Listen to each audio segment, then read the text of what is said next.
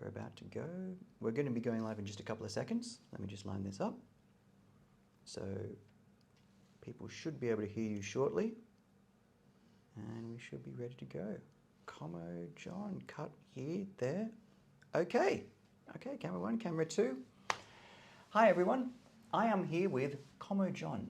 He runs now the Freedom Union, but more recently this weekend, he was involved in, what can we say about this weekend's protests? A lot of people had a lot to say about this March for Australia and who was running it. We're going to talk about the Freedom Union today. We're going to talk about Commo John's background, and we're going to talk about those protests as well, and what a lot of people are saying, who was behind and putting people up to it. We get to hear you yourself. I'm going to put that to you. But first of all, Commo John, thank you for reaching out to me and saying, hey. Thank you. Write a reply. Thank you. Let's talk about it. Yep. Yeah. That's working well. Technical. I'm in your hands. I'm in your hands. Thanks, mate. Mate, John, give us some background on, first of all, who you are, how you came the term Commo John, but just as concisely, where did Commo John come about from? It's a nickname. It's basically a nickname. I am the former president of Trades Hall in Canberra for 3 years. I'm the former secretary of the CFMEU for 7 years in Canberra. I'm the former national legal industrial officer for the Commonwealth Public Service Union. And last of all, I was the former national legal industrial officer for the Federated Clerks Union. So I've had a lot of trade unions behind me. And in my career, I led left-wing unions, communist-led unions, right? They were communist-led. And you had an affinity for that idea, but you've since moved away from that. Yes, I've disavowed all of my communist associations. I have nothing to do with it at all now, and it is now known of public record that I am now a Christian. I've been a Christian for about 3.5 years. I'm not a good Christian. In fact, I'm probably one of the bad Christians. But I'm still a Christian. I believe in God, and God has saved my life in a big flood up here in Brisbane. I faced a 22-metre wall of water on my boat on the Brisbane River in an horrific flood.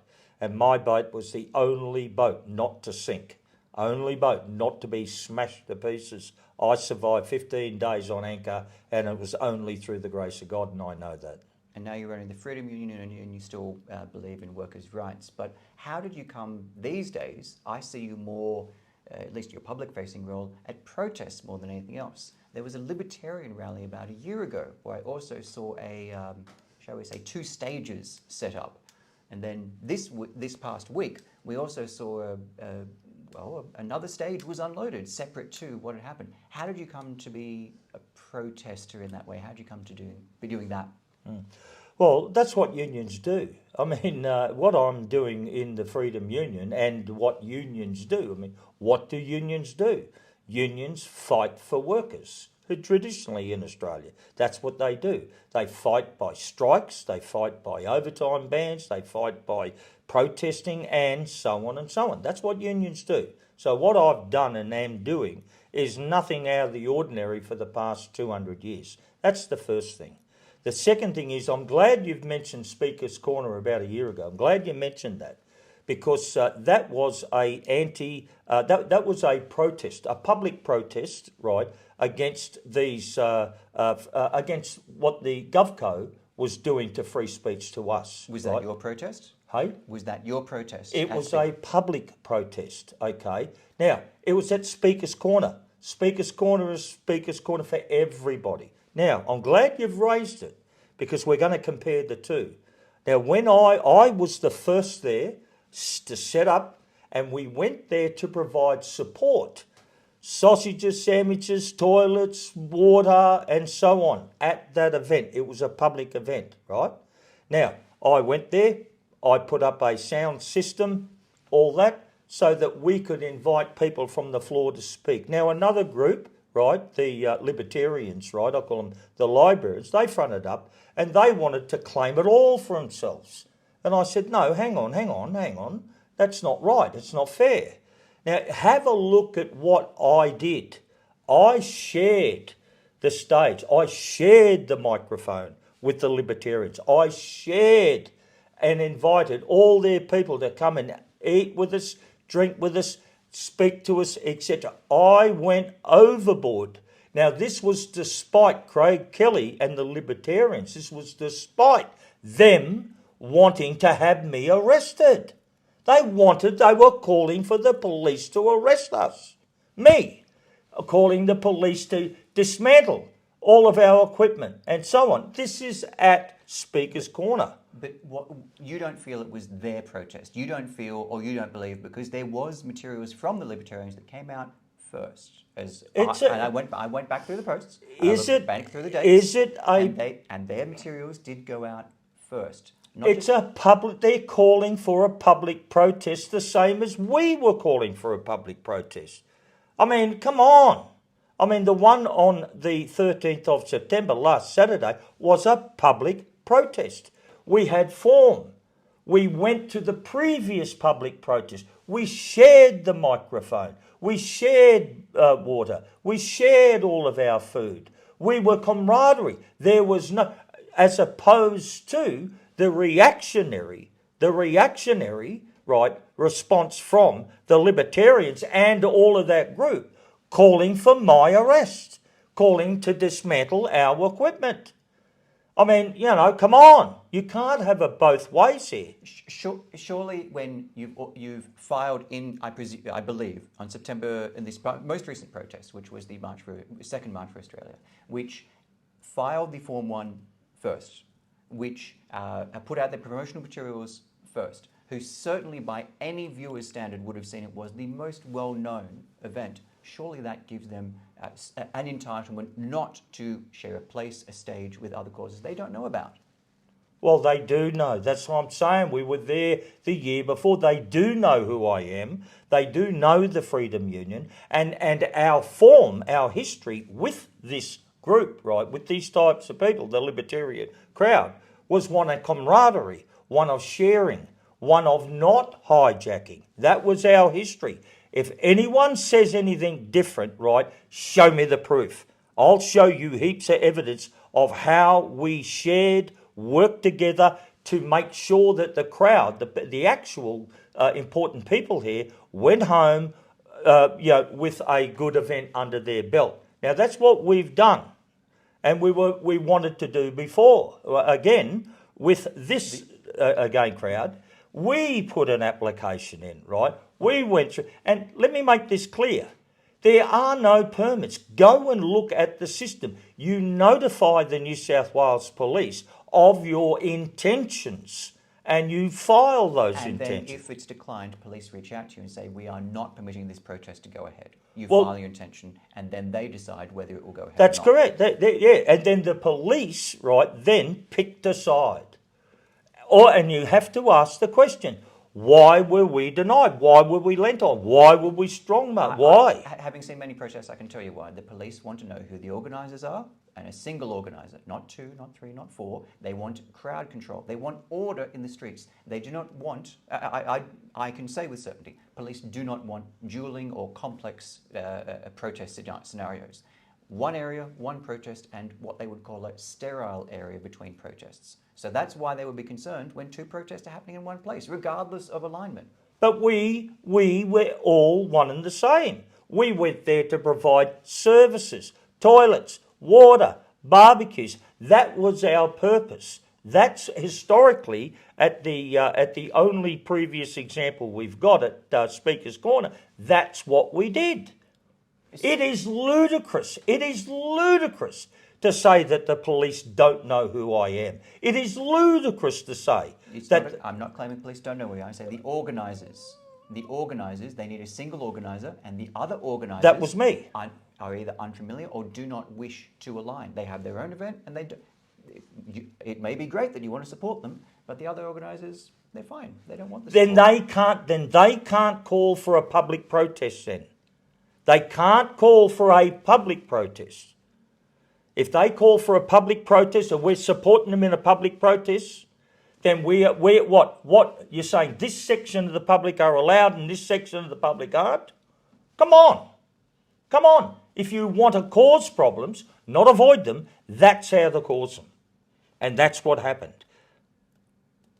They are I'm a step. Look, I've been doing public protest for 40 years, Chris. I'm the former president of Trades Hall. I'm the former secretary of the CFMU. How many protests do you think I've done in my life?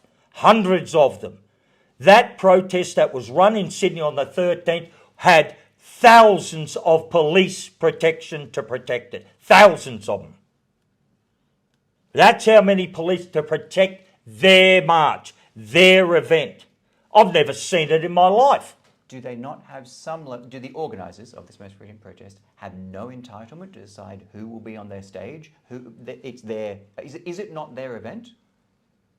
Are we not allowed to attend a public event? Not attend, who will be on their stage and what their message will be. Chris. Because other people could show up with That's messages, not what happened. But they do, clearly, from what they said, did not want other people with messages that weren't theirs. They had their event, they had their stage, and they had a narrow message. Did they provide barbecues? Did they provide water? Did they provide any of this for any support, any toilets? Did they provide in any of this? I am certain they did not want any of it. They did not provide any of it. No, they did not provide any of that. Does that give anyone else an entitlement to therefore come with their own sound system because they don't bring sausages? We notified the police that we were going to be in attendance and what we were bringing. We notified everybody. We sought discussions. We asked the police to pass on my details to the other organisers, the bridge walkers, right? Okay, the bridge protesters is what I loosely call them, and said, hey, so that we don't have any issues, why don't you ring me and let's work out any difficulties or any complications. Let's work them out. They refused.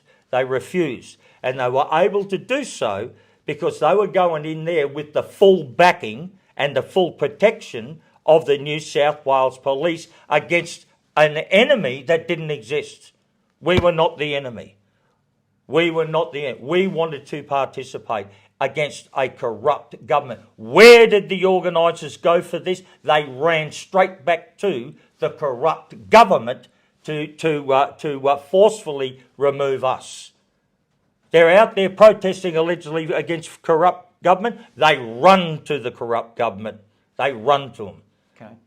Can I turn to Aussie Cossack? Go. Unless there's anything else you want to say on kind of that day? Yep. Okay. Aussie Cossack. Yes. Does he tell you what to do? No. Does he fund your organisation? No. If you believed that you received a significant donation, does the Freedom Union take donations? Yep. It takes donations. So if you believe... No, we don't take donations. We take gifts. Donations are regulated with paperwork and permits and that, and we don't accept donations. But people can gift. The union. If you received a gift that you believed was from a foreign government, yep, what would you do? Give it back. Wouldn't accept it. Would you notify, announce? What if you couldn't give it back? They were like, oh, we don't want it back, you keep it. We would give it back. It's as simple as that. Okay. But if you don't know how to give it back, you received a donation and you believe it came from not a domestic source, an international source, and you had no return, you don't get like a return to sender, how would you give it back? We would give it back. We would not accept it. You're asking me hypothetical questions that lead off into nowhere. Get your act together, Chris. Ask me the question. That's exactly the question. Well, the answer is we wouldn't accept it, and if it did come through our books in any way, we would give it back. That's your answer. And if you couldn't give it back? We would give it back. Okay, all right. We still got to argue with this? We're going to give it back. Well, we wouldn't accept it. This is the same question that would come up with the Labor Party of Audi bags of cash. It's the same question that, because the unions have, well, surely you know the history with unions and complexities around gifts and what have you. I mean, it's a headline all the time, so it's a common question to ask how that comes up. It's not. We don't accept it, and if it did slip through by any say, we would give it back. And with Simeon, you've got a cooperative relationship of sorts. What's your relationship like with the Aussie Cossack? Simeon is a member of the Freedom Union. That's it. He's a member of our union and he is an activist, right? Now, does he work and help and provide support to the union if and when he can? The answer is yes, and we welcome it. We welcome it. In the same way, I have an ex-senator who is a member of the Freedom Union, and he supports and promotes the union, and we welcome that as well. We have others with YouTube channels, with big openings, big coverage, right? YouTube channels and other platforms. Another woman who's got a 45,000 subscriber Telegram channel, lives down on the Gold Coast. She supports us, she promotes us, she helps us, and we accept it. We have a great crew of union members. Simeon, no different than anyone else. The only difference is that Simeon is a political prisoner inside of the Russian consulate. That's the difference there. And Simeon, in his own right, outside of the union, has a big following. But his control, his influence with the union, as any other member. What can Simeon tell me? Someone that's got 40 years of experience, who's held the highest positions in the Australian trade union movement. What can Simeon Boykov teach me about a trade union? What? And the answer is nothing. Can he support? Absolutely. We need people to support the union. I'm having dinner tomorrow night with a whole bunch of other people, right? They're all in a team. They've got their own community. They want to jump in and support us, not just by way of membership, but with manpower. And I'm going to accept it. What do you want the Freedom Union to try to achieve? What do you feel that the existing set of unions? I mean, there's the CFMEU out there. There's the shop workers union. There's many different unions. Red Union is also an alternative union that's come up most recently. What's the unique selling point of the Freedom Union? Why do you need another union out there? We are the only Australian trade union that operates entirely under international law. That's the first thing. And that's very important, very important. We're not registered in any way under the GovCorp machinery like these other unions are. We're not registered under their machinery, right? We are entirely set up and established under international law, freedom of association, and all sorts of other supporting international laws. Now, we're the first ones to have tried this, the very first to have tried this. We're the first ones that are out there conducting themselves using international law. And yes, there's some questions asked. People don't quite know. People don't get it.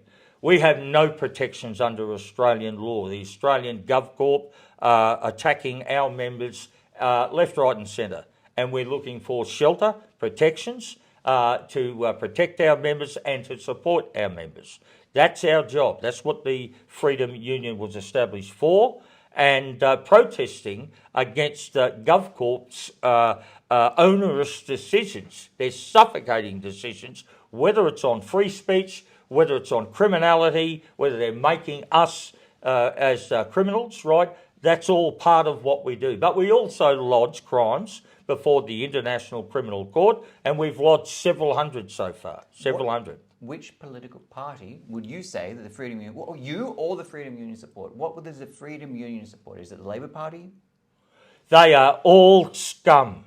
The entire political class in this country, all of them, all of the majors, all of the One Nations, all of the micros, none of them have done anything of any value for the Australian people to protect the Australian people against the mass onslaught that was levelled against them during the coronavirus, and none since.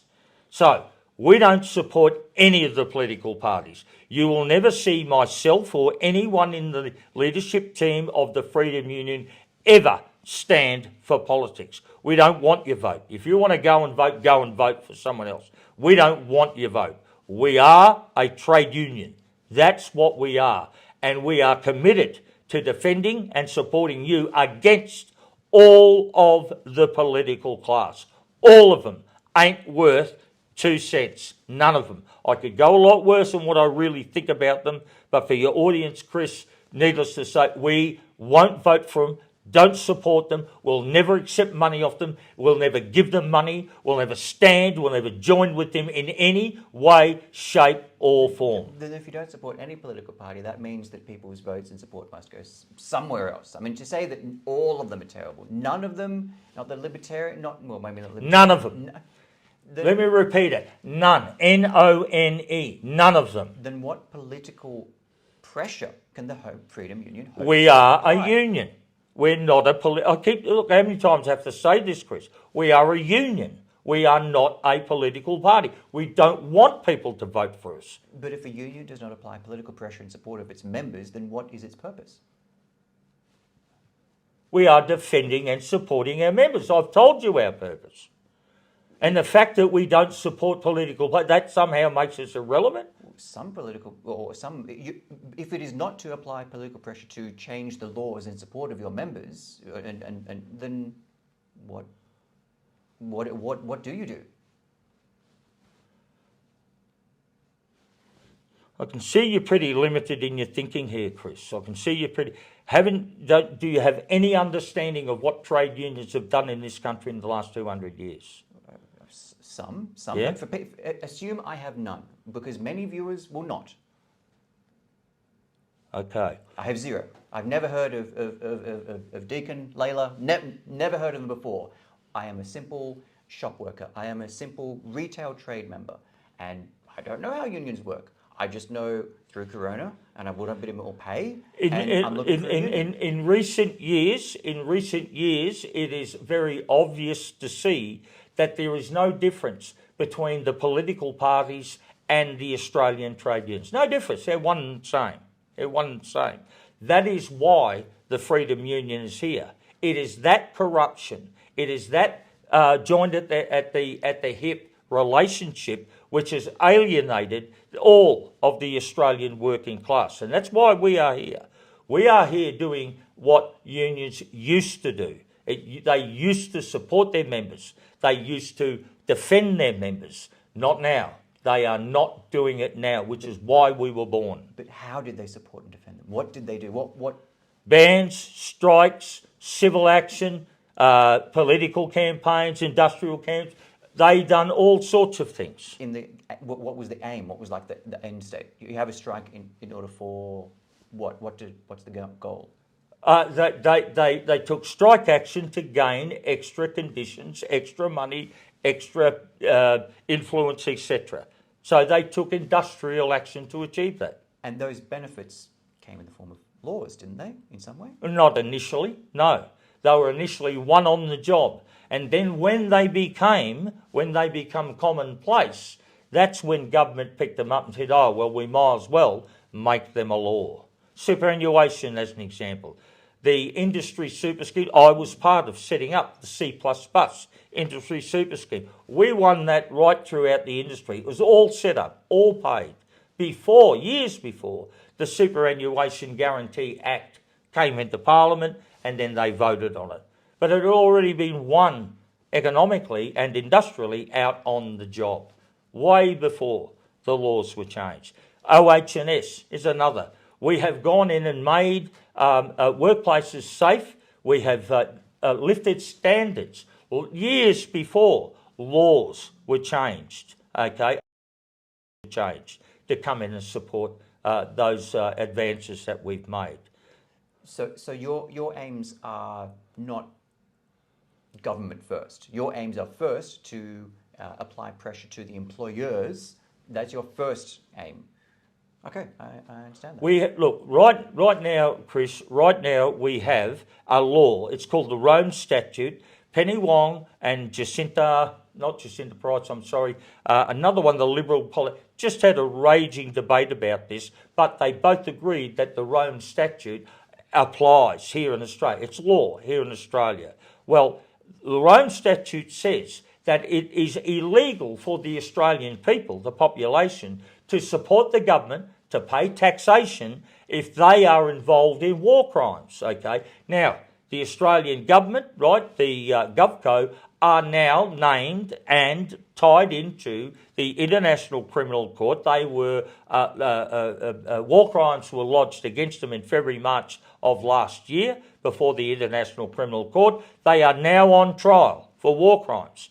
So the Freedom Union's contention now is to say, well, the law says that if once they are in there on war crimes, right, then it is unlawful to pay taxation. So we're saying we're not paying taxation. There's a long history of people getting in trouble for not paying taxation. So We're saying we don't have any choice. We're saying the Rome Statute forbids us from paying taxation. Forbids us. Once a long time ago in the land of, well, anyway, if we go back to the beginning of Jesus Christ, he got in trouble with that. I mean, there's been a long history of people saying, careful with not paying your tax. Isn't at some point law going to not be on your side when it comes to paying tax? How is that? I've given you a briefing document from Birchgrove Legal. Birchgrove Legal were the ones that lodged the war crime on behalf of 150 lawyers in February of last year. They're our law firm. Now, I've gone to them and asked them to go and talk to the best taxation lawyers in this country and the best international lawyers in London, and to come back to me and tell me whether or not we were right in insisting that it is a crime to pay taxes to war criminals. It is a crime under international law. That is the facts. Can I say nothing here of any of this is to suggest any viewers at home shouldn't pay their taxes. You should abide by all local laws and what have you. But an interesting legal dispute that you may have there, which we can probably follow. Join the Freedom Union and we will show you the laws that prohibit paying Anthony Albanese and all of his cohorts taxation. Join the Freedom Union. Anthony Albanese used to work for me, folks. He used to work for me. 3 years he worked for me. Let's dive into that. Tell us about that story. Well, it's true. Anthony Albanese was a young university student when he wanted to work full-time as a political operator, and my union, the CFMEU, it was pre-amalgamation days, so to be technical for all your folks, it was the Federated Engine Drivers and Firemen's Association, one of the most powerful unions in Australia. All your tower cranes and all your drag line, all your big ships, all that, they were all FEDFA. Anthony Albanese worked for us for 3 years What was he like as a person? A pissant. Tell us more, please. Well, he's a pissant, mate. He's an intellectual pygmy. He was no big deal when we employed him. I cut him a lot of slack because he was young. He was young, right? And he was not impressive at all. The work that he did was ordinary.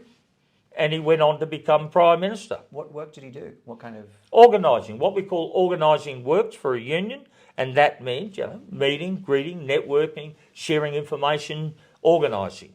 So he worked organising for our union, mainly inside the universities, right? We wanted to make strong connections and strong relationships with the young people of Australia. And he was the contact person. He was the guy. Lovely. Commo John, what else can I say? It's been good to go through. Thank you for your time. Anything else you want to say before we finish up? Yeah, look, I would ask you this, Chris. Look, I come into this interview and into this war with clean hands, right? I'm not bringing any baggage with me. I'm not a member of any political party and never will be, right? I'm not a member of any other group and never will be, right? Okay. I'm here only for my family, my community and my country. That's what I'm here. I come with clean hands.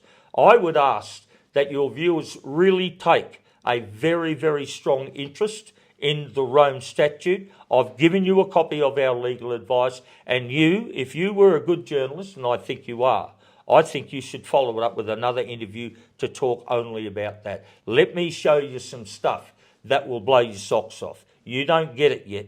You don't get it yet, Chris, but I'm happy to interview further and talk it through with you and your audience with clean hands. No bullshit. Oh, I love the idea of reducing paid tax, absolutely, but having even briefly understood what you're talking about, whether I can even platform it I may not have the legal standing to be able to go into great detail about it. Genuinely, If that's the case, well, I don't have a legal team behind me. For example, each time that I'm subpoenaed for protest footage by the police, I hand it over, because the alternative is the ABC's billion-dollar legal team that they have the ability to say, "Oh, we don't have to give it." It's me. Like, literally, what I do is just me. What am I meant to do? I have to go and find. So these are not. Let me explain. Let me explain this, Chris. Let me explain this. Right, we have no funding from anywhere. Right, okay, we get it from our members. Right, I've just had nearly 10,000 new people join my social media. Now I know there's 1,000 CFMEU disgruntled members in amongst them. Right, now if I can convert them to join, right, and I'm hopeful I can do this, Chris. I'm hopeful. Then that will provide, it's $400 a year in membership, that will provide nearly $400,000 in funding in our war chest. And I mean, that's what we do. I mean, you know, it costs the union roughly about $100,000 a year to pay for its overheads, all of its cards and office and all of its overheads. About 100 grand, okay? This is not a financial report. This is just what I'm saying.